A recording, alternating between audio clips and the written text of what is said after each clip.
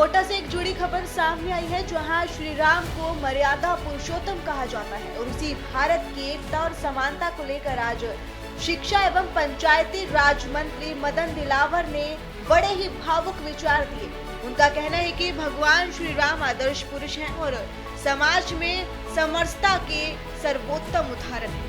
दिलावर आज यहां कोटा के वर्धमान महावीर खुला विश्वविद्यालय में आयोजित सामाजिक समरसता के प्रतीक श्री राम विषयक राष्ट्रीय संगोष्ठी को मुख्य अतिथि के रूप में संबोधित कर रहे थे। दिलावर ने कहा कि समानता भारतीय समाज का मूल आधार रही है और भारत आदिकाल से ही समानता से रहा है, क्योंकि सनातन संस्कृति के वाहक हम हिंदुस्तानी भारत को माँ के रूप में मानते हैं और जब हम समाज के सभी अंगों यानी कि भारत माता के संतान है तो फिर भेद कैसे, हम अलग कैसे हो सकते हैं। इसलिए भारत सदैव से ही समरस यानी एकता में बसती है और यही हमारे समाज का मजबूत आधार है। हमें छोटे या बड़े का भेद भुलाकर छोटे भाई और बड़े भाई की तरह आपसी प्रेम से रहना होगा और एक दूसरे का हाथ थाम कर आगे चलना होगा। यह दुर्भाग्यपूर्ण है कि आज हमें समरसता की बात करनी पड़ रही है।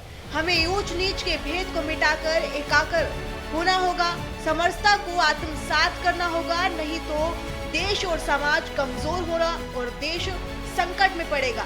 इसलिए हम सबको सोच बदलनी होगी, देश को प्रथम मानकर समाज को मजबूत करना होगा।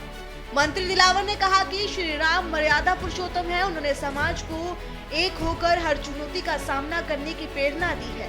श्री राम ने केवट और निषाद राज को पूरा सम्मान दिया तो शबरी द्वारा झूठे बेर खिलाए जाने पर प्रेम पूर्वक झूठे बेर भी खाए। श्री राम ने शबरी की जाति या वर्ग को महत्व देने के बजाय उनके ममतत्व को सम्मान दिया। शबरी माँ के प्रेम से दिए हुए झूठे बेर भी खा सामाजिक समरसता का विश्व का सर्वोत्तम उदाहरण पेश किया। हमें भी समाज को समरस करना है तो आपसी प्रेम संबंध और भाईचारे को महत्व देना होगा, तभी समाज एकाकार होकर समरस होगा। संगोष्ठी में मुख्य वक्ता प्रोफेसर रामनाथ झा आचार्य GNU दिल्ली थे, जबकि अध्यक्षता वर्धमान महावीर खुला विश्वविद्यालय कोटा के कुलगुरु प्रोबी L वर्मा ने की। कोटा विश्वविद्यालय कोट के कुलगुरु प्रोफेसर BP सरस्वत विष्टि अतिथि के रूप में उपस्थित थे। राष्ट्रीय संगोष्ठी के संयोजक डॉक्टर कपिल गौतम ने माचुसीन सभी अतिथियों का स्वागत अभिनंदन किया। तो उनका सबसे बड़ा कहना ये था कि हमें एक होकर चलना होगा, कोई समानता का भाव रखना होगा एक दूसरे से। फिलहाल आज की जानकारी में बस इतना ही। ऐसी तमाम जानकारी पाने के लिए जुड़े रहिए न्यूज़ इंडिया।